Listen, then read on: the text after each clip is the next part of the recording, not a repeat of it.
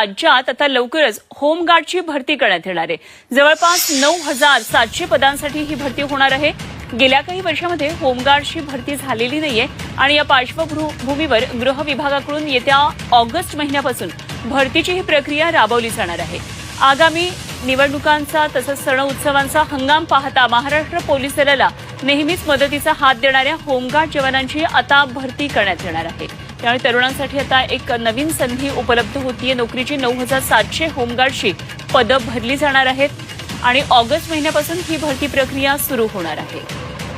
तर गृह विभागाकडून होमगार्ड भरतीची ही प्रक्रिया आता सुरू होती आहे। त्यामुळे नोकरीच्या शोधात असलेल्यांसाठी महत्त्वाची बातमी, राज्यात लवकरच आता होमगार्डची भरती होणार आहे। विद्यार्थी मित्रांनो, ज्यांना लेखी पेपर काढायचा असेल, ज्या विद्यार्थ्यांनी बऱ्याच अकॅडमी लावल्या परंतु पेपर निघत नाही, अशा विद्यार्थ्यांसाठी